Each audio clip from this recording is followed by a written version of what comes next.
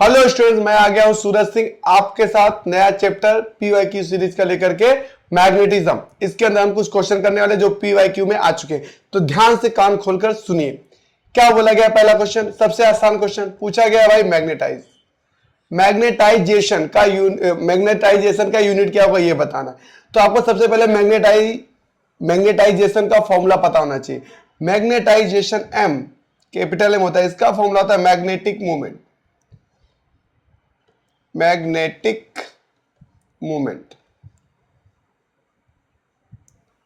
Divide by आता है volume. Clear? अब मैग्नेटिक मोमेंट आपको आसानी से अगर इसका यूनिट पता करना है तो रिंग पे चले जाओ। ये रिंग है, इसके अंदर करंट जा रही है आई और इसका रेडियस है आर। तो मैग्नेटिक मोमेंट अगर इसके लिए लिखना है, स्मॉल एम से रिप्रेजेंट करते हैं मैग्नेटिक मूवमेंट को, स्मॉल एम से, वॉल्यूम को वी से। तो इसका फॉर्मूला होता है भाई करंट इनटू एरिया। ठीक है, करंट इनटू एरिया। अब तो आप इजली से हम लोग सॉल्व कर सकते हैं इसको। कैसे सर? मैग्नेटिक मूवमेंट का क्या लिखना है अपने को, सॉरी मैग्नेटाइजेशन का क्या लिखना है, यूनिट।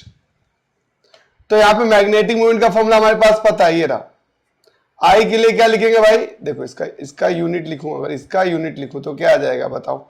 इसका यूनिट हो जाएगा एम्पियर, एरिया का क्या हो जाएगा मीटर स्क्वायर, बेसिक चीज, डिवाइड में वॉल्यूम के लिए क्या होता है मीटर क्यूब।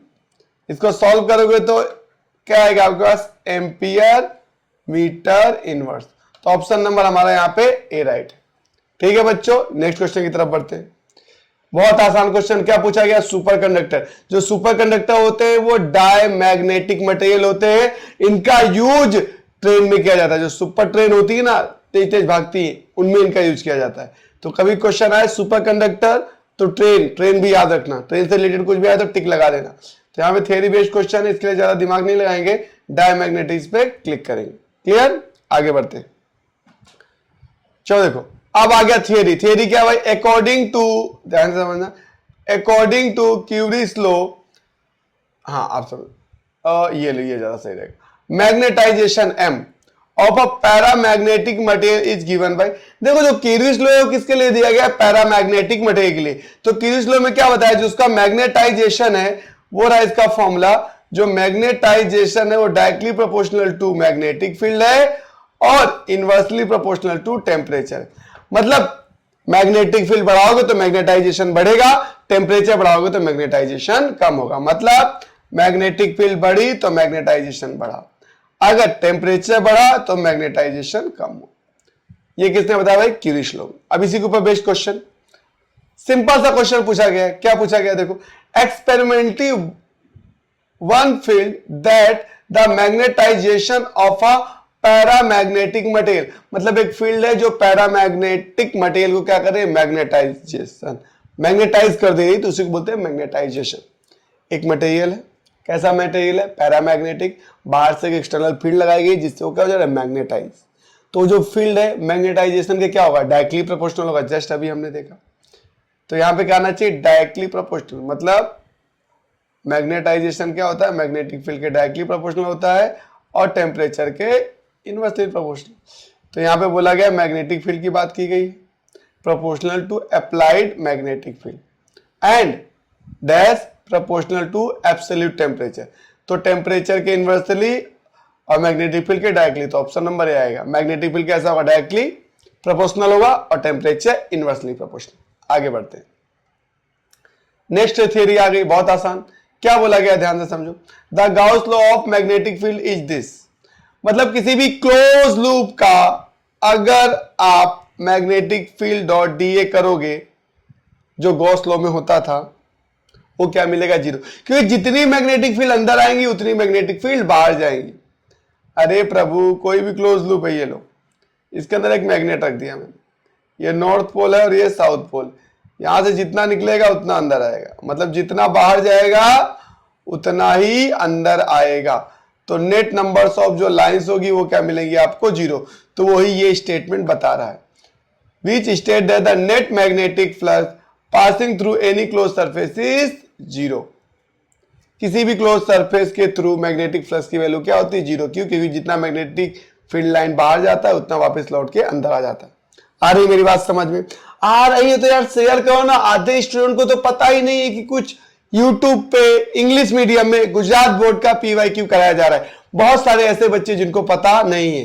क्लियर? तो उनको आप शेयर कर दीजिए, जिससे मुझे भी अच्छा लगेगा और उनका भी भला हो जाएगा। ठीक है बच्चों, तो चलते आगे। देखो सेम वही क्वेश्चन आ गया। क्या क्वेश्चन आ गया? देखो, according to Gauss law for magnetism the net magnetic flux through any close surface क्या आ जाएगा? अभी जस्ट देखा 0, तो ऑप्शन नंबर यहां पे सी राइट है। ये आपको अच्छा इससे कर देता, ऑप्शन नंबर यहां पे सी राइट। क्लियर हुआ? नेक्स्ट बढ़ते आगे की तरफ। अब फिर से देखो, ये भी थियरी बेस्ड क्वेश्चन है। क्या बोला गया है? देखो, the material which are use to make permanent magnet, permanent magnet बनाने के लिए जिस मटेरियल को हम लोग यूज कर रहे हैं उसके बारे में बताना है। ठीक है? क्या क्या बताना है सर? उसके बारे में 2 बातें बताना है, रिटेंटिविटी एंड कॉर्सिटिविटी। तो उसकी थियरी बेस्ड क्वेश्चन है। आपको ये देखो, ये लाइन मैंने लिख दी है यहां पे, ये आपको पता होना चाहिए। परमानेंट मैग्नेट है हाई रिटेंटिविटी और हाई कॉर्सिविटी। परमानेंट अगर नाम मिल जाए भैया मैग्नेट तो सब होगा हाई हाई हाई, जो भी दिया हाई हाई हाई। तो अब देखो दोनों ऑप्शन में कहां में मिलेगा? ऑप्शन नंबर डी में मिलेगा, हाई हाई हाई। उसका रिटेंटिविटी भी हाई मिलेगा और कॉर्सिविटी भी हाई मिलेगा। क्लियर? आगे बढ़ते हैं। चलो यहां तो कुछ भी नहीं है, आगे बढ़ते हैं। यहां है, यहां क्या बोला गया? देखो फिर से theory based question, ferromagnetic material are having. अब इसका जो फेरोमैग्नेटिक मटेरियल होते हैं उनकी 2 चीजों के बारे में जानकारी होना चाहिए। एक तो रिटेंटिविटी और दूसरा होना चाहिए जानकारी आपको परमिएबिलिटी। क्लियर? तो देखो यहां पे लिखा दिया मैंने। अब देखो, हाँ, जो सॉफ्ट आयरन होते हैं वो फेरोमैग्नेटिक मटेरियल होते हैं। यहां से भी एक क्वेश्चन बन सकता है कि सॉफ्ट आयरन कैसा मटेरियल है? फेरोमैग्नेटिक। ठीक है? और यहां पे देखो हिंट दिया गया है इलेक्ट्रोमैग्नेटिक, ध्यान से समझना। इलेक्ट्रोमैग्नेटिक कोर मतलब इलेक्ट्रोमैग्नेटिक को बनाने के लिए किसका यूज होता है? फेरोमैग्नेटिक। फेरोमैग्नेटिक कैसे होते हैं? सॉफ्ट आयरन के बने। जो सॉफ्ट आयरन होता है वो फेरोमैग्नेटिक होता है, और फेरोमैग्नेटिक का यूज कहां किया जाता है? इलेक्ट्रोमैग्नेटिक कोर बनाने के लिए। या फिर कभी कभी पूछता है कि भाई जो इलेक्ट्रोमैग्नेटिक कोर होता है उसमें किसका यूज हुआ था? तो सॉफ्ट आयरन भी बोल सकते हो और फेरोमैग्नेटिक मटेरियल भी बोल सकते हो। ठीक है? तो यहां पे देखो लिखा हुआ है साफ साफ शब्दों में, हाँ, soft iron use to, soft iron किसकी वैरायटी? फेरोमैग्नेटिक का एग्जांपल कौन है? Soft iron. तो बोला गया soft iron use to prepare electromagnet have large permeability small retentivity. मतलब इसकी परमेबिलिटी क्या है भाई? बहुत ज्यादा है, और रिटेंटिविटी क्या है? बहुत कम। तो सबसे पहले क्या बोला गया भाई? रिटेंटिविटी। तो रिटेंटिविटी क्या होगा? कम।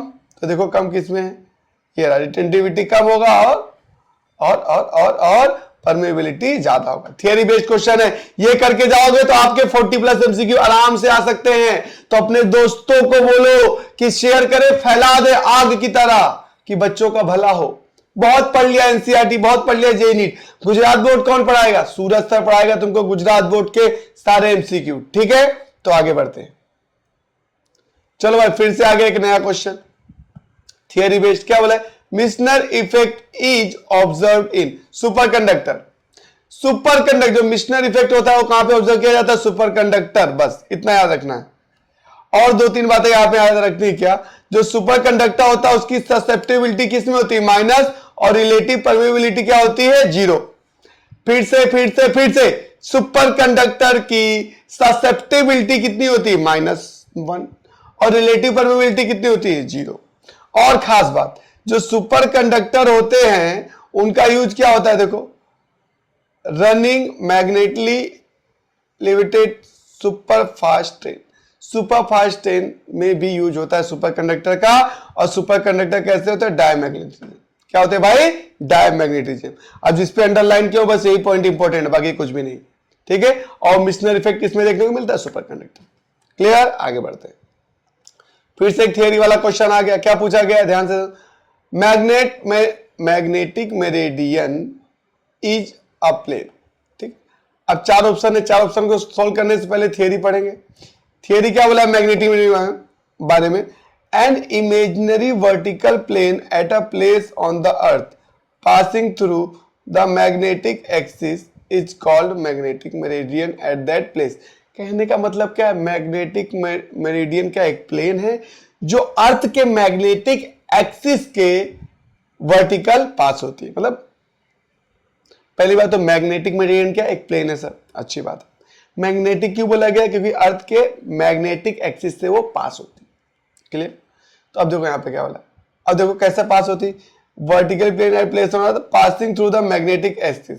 ठीक है, तो passing through the magnetic axis of earth, option number यहां पे हमारे पास जो राइट होगा वो बी होगा। क्लियर, याद रह जाएगा, थियरी बेस्ड क्वेश्चन है। आगे बढ़ते हैं। अब देखो वेरी इजी क्वेश्चन आ गया, क्या आ गया भाई, मैग्नेटाइजेशन फॉर वैक्यूम। अरे वैक्यूम में कुछ होता ही नहीं है, वैक्यूम में कुछ होता ही नहीं है, तो उसका जो मैग्नेटाइजेशन होगा क्या होगा भाई साहब, जीरो। ठीक है, एयर होता तो एक बार समझ में आता, वहां कुछ है ही नहीं, तो मैग्नेटाइजेशन क्या हो जाएगा वैक्यूम का, जीरो। अब देखो ये भी अच्छा क्वेश्चन है, अच्छा क्या आसान क्वेश्चन। अब आपको एक कॉन्सेप्ट क्लियर होना चाहिए बेटा कि ये आपका ऐसे होता है, मैग्नेटिक डाइपोल कुछ ऐसे बनता है, यहां पे पोल स्ट्रेंथ होता है, प्लस का पोल स्ट्रेंथ और माइनस, और दोनों के बीच की जो डिस्टेंस होती है वो होती है एल। क्लियर। और मैग्नेटिक मूवमेंट का जो फॉर्मूला होता है मैं यहां पे लिख देना चाहूंगा, एम होता है मैग्नेटिक मूवमेंट, इसका जो फॉर्मूला होता है एल इंटू पी। एल क्या है, दोनों के बीच का डिस्टेंस, पी क्या है, पोल स्ट्रेंथ। क्लियर, ये पता होना। अगर मैग्नेट के आप 1000 टुकड़े कर दोगे फिर भी पोल स्ट्रेंथ चेंज होने वाला नहीं है, याद रखना ये बात। आगे बढ़ते, अब क्वेश्चन पढ़ते हैं। अब bar magnet of length L, बना दिया एल, सही है सर। पोल स्ट्रेंथ पी, देखो पोल स्ट्रेंथ के बारे में बताया, पी हमने भी पी लिया, and magnetic movement M, M लिया स्मॉल एम, सही। Is split L by 2। अब इसको क्या करते हैं, दो पार्ट में डिवाइड कर देते हैं। ठीक है, ऐसा एक पार्ट ऐसा आ गया और एक पार्ट ऐसा आ गया। क्लियर, विजिबल, हाँ विजिबल। ये क्या हो गया, एल बाई 2 और ये क्या हो गया, एल बाई 2। पोल स्ट्रेंथ अभी भी यहाँ पे प्लस वाला आएगा, इधर माइनस वाला, इधर प्लस वाला, इधर माइनस। मतलब पोल दिख रहा है, विजिबल होना चाहिए आपको। हाँ, पोल स्ट्रेंथ तो कोई भी चेंज आने वाला नहीं है, लेंथ चेंज हो जाएगा। ठीक है, फिर क्या बोला गया बच्चों, ध्यान से समझना, two equal pieces of each of length, the magnetic movement and pole strength of each pieces is respectively. मतलब जो नया पीस बना है उसका क्या होगा। अब आपको दिख रहा है लेंथ आधी हो गई है, तो मैग्नेटिक मूवमेंट भी कितना हो जाएगा, आधा। और पोल स्ट्रेंथ के बारे में देखो, दिख रहा है पोल स्ट्रेंथ के बारे में क्या होगा, कुछ नहीं, पोल स्ट्रेंथ पहले जैसा ही रहेगा। तो कहने का मतलब क्या है कि मैग्नेटिक मूवमेंट आधा हो जाएगा, पोल स्ट्रेंथ सेम रहेगा। याद रहना चाहिए, अगर मैग्नेटिक कोई मैग्नेटिक बार, इसको 2 पार्ट में डिवाइड करोगे तो लेंथ हाफ हो रहा है, इसीलिए उसका मैग्नेटिक मूवमेंट हाफ हो जाएगा, पर जो पोल स्ट्रेंथ है वो चेंज होने वाला नहीं, वही का वही रहेगा। ऐसा ही क्वेश्चन आता है, कुछ चेंज आता नहीं, दिख रहा है। चलो आगे बढ़ते, आगे आगे आगे। फिर से बहुत आसान सा क्वेश्चन आ गया, जो पैरामैग्नेटिक मटेरियल होते हैं ना बेटा, अगर उनको एक्सटर्नल मैग्नेटिक फील्ड में रखोगे तो अट्रैक्ट होते हैं उसकी तरफ। क्या होते हैं, अट्रैक्ट, ये प्रॉपर्टी होती है, आपको याद रखना पड़ेगा। तो क्वेश्चन क्या बोला गया, when a paramagnetic substance is brought near a north pole और south pole of a bar magnet. मतलब ये बार मैग्नेट है, इसके नॉर्थ या साउथ किसी के भी पास लेके जाना, मतलब मैग्नेट के पास ले जाना है। पैरामैग्नेटिक मटेरियल को मैग्नेट के पास ले जाना है तो क्या होगा, अट्रैक्ट होगा। क्यों, प्रॉपर्टी, क्योंकि जैसे इसके बीच लाओगे तो इसके अंदर जो मैग्नेटिक मूवमेंट है इसके खुद के, ये एक्सटर्नल मैग्नेटिक फील्ड के डायरेक्शन में अलाइन हो जाते हैं। तो इसीलिए पैरामैग्नेटिक मटेरियल को जब हम मैग्नेट के पास लेके जाते हैं तो मैग्नेट को अट्रैक्ट करता है। ठीक है, तो ऑप्शन देखो यहां पे कौन सा, experience attraction, option number C. Clear, बस ये थियरी वाले क्वेश्चन आपको याद होने चाहिए। फिर से एक आसान सा क्वेश्चन आ गया। अब आपको बेसिक जानकारी ये होगी कि भाई ये कोई मैग्नेट है। क्लियर, एक होता है इसका नॉर्थ पोल और एक होता है इसका साउथ पोल। अब इसकी बेसिक जानकारी होनी चाहिए, बाहर नॉर्थ से मैग्नेटिक फील्ड निकलता है, साउथ में जाता है। तो अगर इसको ध्यान से देखो तो बाहर की तरफ outside, outside, outside magnetic field किधर, आउट। ठीक है, नॉर्थ टू साउथ। और इनसाइड कहां है, देखो इनसाइड है साउथ टू नॉर्थ। तो जो मैग्नेट है बाहर की तरफ देखोगे तो magnetic field north to south मिलती है, पर जब उसके अंदर देखोगे साउथ टू नॉर्थ होगी। तो देखते हैं क्या पूछा गया इसके अंदर।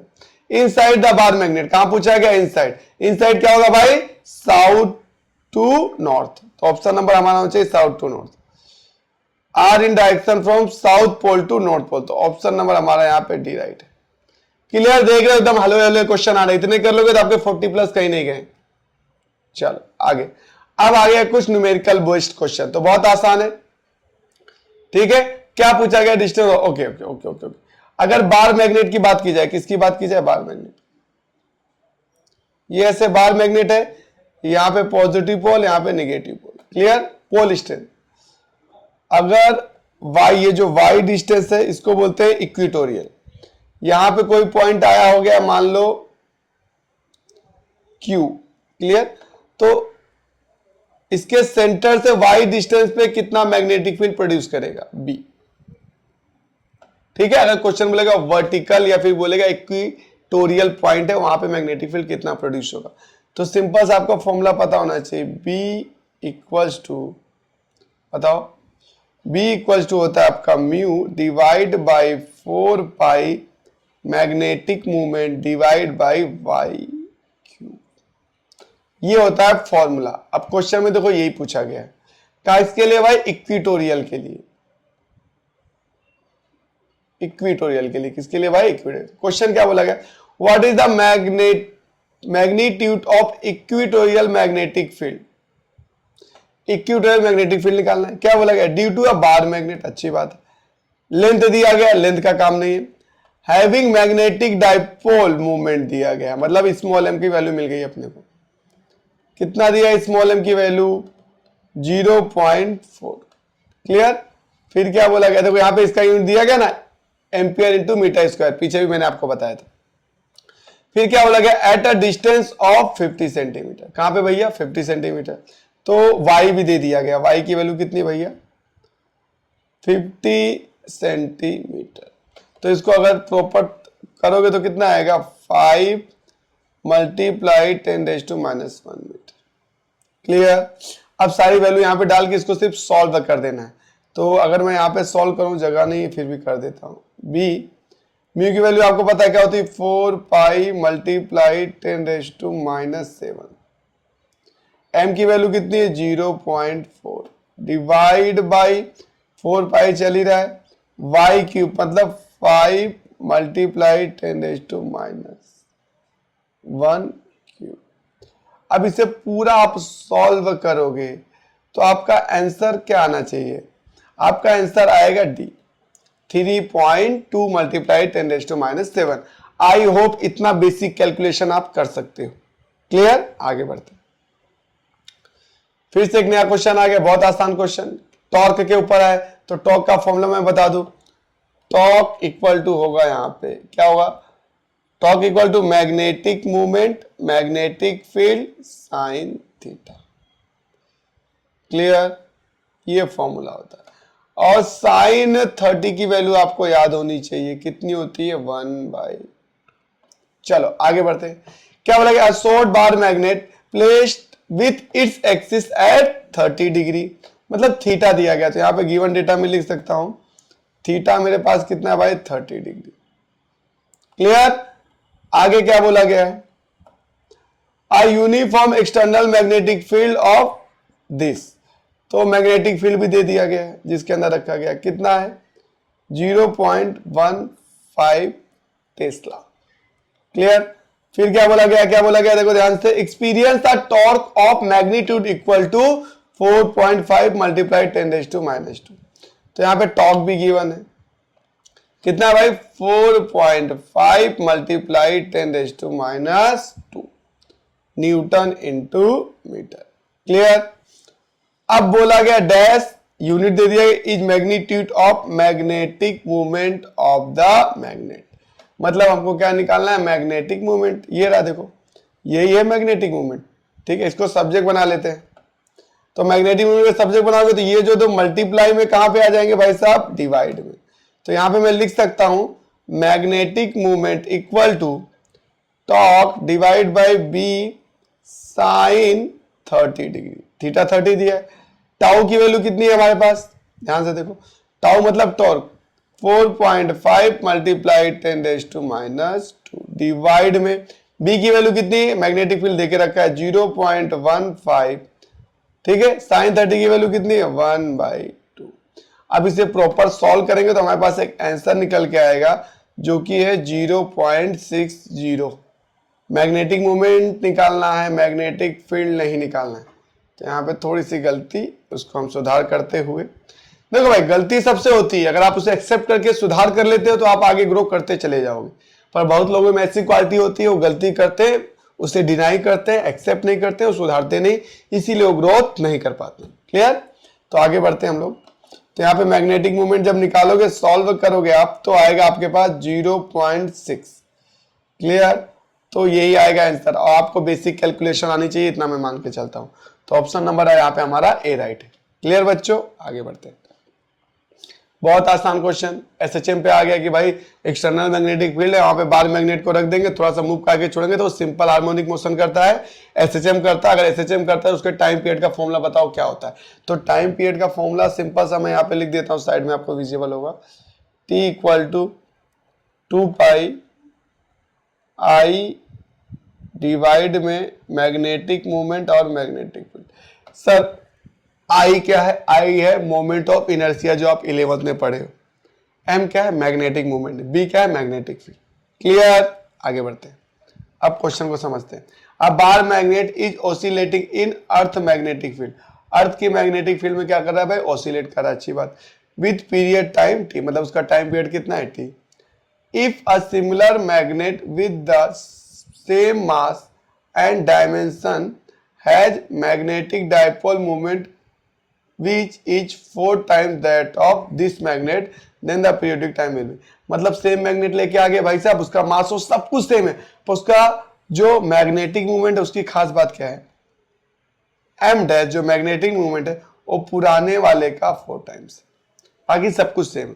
तो सॉल्व कर लेते हैं, यहाँ पे टी डैश निकालना है, तो टी डैश आपको दिख रहा होगा 2π ऐसे ही रहेगा, आई चेंज होने वाला नहीं है। एम की जगह पे क्या जाएगा, एम डैश, और बी ऐसे ही रहने वाला, क्योंकि कुछ भी सिर्फ चेंज क्या होगा, मैग्नेटिक मोमेंट। बी डैश की वैल्यू पुट कर दे क्या सर, हाँ सर कर दो पुट।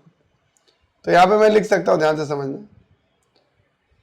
टी डैश 2π आई ऐसे ही रहेगा, डिवाइड में एम डैश क्या पाएगा 4m बी, और ये पूरा आपका आ गया रूट के अंदर।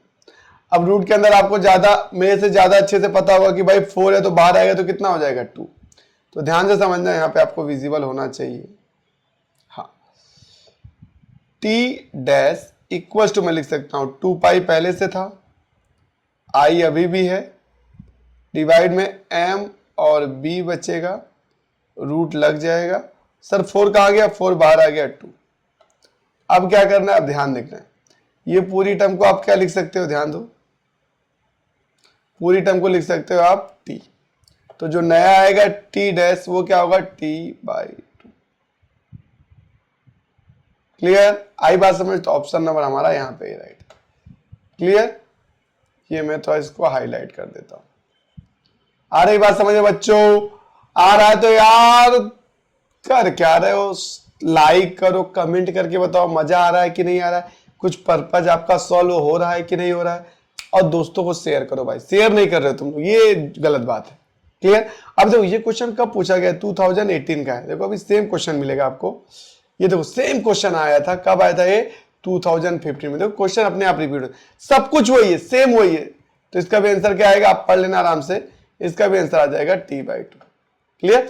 ये देखो यहाँ पे लिखा है विच 4 टाइम्स, यहाँ पे लिखा है 4 टाइम्स, बाकी सब वही है। क्लियर? आगे बढ़ते, चलो इसमें क्या बोला गया, ध्यान से समझना बच्चों। बोला गया मैग्नेटिक डीप या फिर inclination angle, magnetic deep angle बोलेगा या फिर बोलेगा इंक्लिनेशन एंगल। ठीक है, उसका फॉर्मूला क्या होता है, tan phi vertical magnetic field divide by horizontal magnetic, ये फॉर्मूला होता है भाई साहब। फाई क्या है, डीप एंगल या फिर इंक्लिनेशन एंगल। अब इसके दो इंपॉर्टेंट पॉइंट है जो आपके एग्जाम में पूछे जा सकते हैं। अब ये देखो, पहला पॉइंट तो ये रहा और दूसरा पॉइंट ये रहा। क्या बोला गया है कि इसका जो मैग्नेटिक इक्वेटर होता है उस पे एंगल कितना मिलता है, डीप एंगल 0, और जियोमेट्रिक पोल्स पे कितना मिलता है 90। ये पूछा जाता है कि जियोमेट्रिक पे बताओ भाई डीप एंगल कितना मिलेगा, मैग्नेटिक इक्वेटर पे कितना मिलेगा, ये पता होना चाहिए और एक फॉर्मूला, बस इससे काम हो जाएगा। क्लियर, आगे बढ़ते हैं। चलो इसी के ऊपर क्वेश्चन आ गया। क्या क्वेश्चन आ गया देखो ध्यान। At a plane on earth the horizontal component of earth magnetic field is √3 times its vertical component. मतलब क्या बोला गया कि जो हॉरिजॉन्टल कंपोनेंट है, कौन सा भाई, हॉरिजॉन्टल, बी हॉरिजॉन्टल इक्वल है √3 टाइम्स किसके भाई, वर्टिकल्स। क्लियर। अब क्या पूछा गया क्वेश्चन में देखो, द एंगल ऑफ डीप पूछा गया। तो डीप निकालने का फॉर्मूला जस्ट अभी हमने देखा, tan phi equal to B vertical by B horizontal. तो यहां पे क्या करते हैं, हॉरिजॉन्टल की वैल्यू को पुट कर देते हैं। तो क्या आ जाएगा, ध्यान देखना, tan phi, ठीक है, बी वर्टिकल ऐसे ही है, बी हॉरिजॉन्टल की वैल्यू कितनी, √3 बाई बी वर्टिकल, कैंसल हो गया। तो tan phi इक्वल टू आ गया 1 बाई √3। आ रही बात समझ। अब आपको पता होना चाहिए कि 1 बाई √3 कितने एंगल पे आता है, तो 1 बाई √3 आता है भाई आपका 30 डिग्री पे। 30 डिग्री को रेडियन में बोलते हैं π/6। क्लियर। तो ऑप्शन नंबर हमारा यहाँ पे डी राइट। आ रही बात समझ में बच्चों, आगे बढ़े। चल बहुत आसान क्वेश्चन, क्या बोला गया है, वेन, हाँ देखो ये थोड़ा कॉन्सेप्चुअल क्वेश्चन है, बुद्धि खोलेगा तभी समझ में आएगा, नहीं तो ये ईएमआई का क्वेश्चन है, इलेक्ट्रोमैग्नेटिक इंडक्शन का, इसमें गलती से आ गया, फिर मैं बता देता हूं। अब आपको यहाँ पता होना चाहिए, कोई एक रिंग है ऐसी, अगर इसके अंदर करंट आई फ्लो कर रही है, ठीक है, तो अपने आसपास क्या प्रोड्यूस करेगा, मैग्नेटिक, सॉरी गलत हो गया, माय बैड। ध्यान से मैं कॉन्सेप्ट बता देता हूं, ज्यादा लॉजिक नहीं रहना, समझ लेना, आ जाएगा। यहां पे क्या है, कोइल है, ठीक है। अब जैसे ही बार मैग्नेट को इसके पास लाओगे, एक नॉर्थ है और एक साउथ, अगर इसके पास लाओगे तो ये भी एक मैग्नेट की तरह करेगा। क्यों, क्योंकि जब इसके पास लाओगे तो इसका मैग्नेटिक फ्लक्स चेंज होगा, मैग्नेटिक फ्लक्स चेंज होगा तो इसके अंदर आएगी इंड्यूस करंट। इंड्यूस करंट क्या करती है बताओ, इंड्यूस करंट अपना खुद का मैग्नेटिक फील्ड प्रोड्यूस करती है, उसको अपोज करती है। तो कोइल के पास जब किसी नॉर्थ पोल को लाते हैं तो ये जो कोइल है ये नॉर्थ पोल जैसा रिएक्ट करती है। क्लियर, जब पास लाते हैं, फर्स्ट केस। सेकेंड केस देखो, यही कोइल है, सेम कुछ है, सब इससे सेम ऐसा है, यहां पे नॉर्थ है, यहां पे साउथ। अब इसको दूर लेके जा रहे हैं तो ये साउथ के जैसा रिएक्ट करेगा। कैसे सर, अपोज करता है, क्या करता है, अपोज, आपको पता है ना, अपोज करता है। ये बार मैग्नेट कोइल के पास आना चाह रहा है, तो बोले भाई नहीं तू पास नहीं आने दूंगा, देखो धक्का मारूंगा। तो धक्का मारने के लिए इसको क्या बनना पड़ेगा बताओ, नॉर्थ पोल। अभी इससे दूर जाना चाह रहा है तो ये दूर जाने नहीं देगा, बोलेगा दूर जाने नहीं दूंगा, तो नॉर्थ है तो ये क्या बन जाएगा, साउथ, उसको अट्रैक्ट करेगा। आ रही बात समझ, अपोज करेगा। क्लियर। तो क्वेश्चन क्या बोलेगा, when the north pole of a bar magnet, north pole is pointing toward the coil, coil की तरफ, अच्छी बात है, and is moving away from the coil, ये दूसरा वाला केस है, ठीक है, अवे मतलब दूर जा रहा है, then the end of the coil toward the bar magnet, तो ये कैसा रिएक्ट करेगा बताओ, दूर जा रहा है, तो इसको रोकने के लिए इसको क्या करना पड़ेगा, साउथ बनेगा तभी तो नॉर्थ को अट्रैक्ट करेगा। सेम पोल में रिपल्सन होता है, अपोजिट पोल में अट्रैक्शन। तो आंसर हमारा क्या आना चाहिए, साउथ पोल। क्या आना चाहिए, साउथ पोल। तो क्या बोला, behave as a south pole only. ठीक है बच्चों, तो यहां पे मैंने सारे पीवाई क्यूब करा दिए। अगर आपको मजा आ रहा है, समझ में आया, तो आपसे बस एक रिक्वेस्ट है, सिर्फ एक रिक्वेस्ट, कि आपकी क्लास में जितने दोस्त हैं सबको आपको बता देना है, किसी दूसरे स्कूल के दोस्त हैं उनको भी बता देना, फैला देना है कि भाई गुजरात बोर्ड का पीवाई क्यू अगर आप इतना कर ले रहे हो तो आपके 40+ फिक्स है मार्क्स बेटा। ठीक है, जल्दी मिलते हैं नेक्स्ट वीडियो में।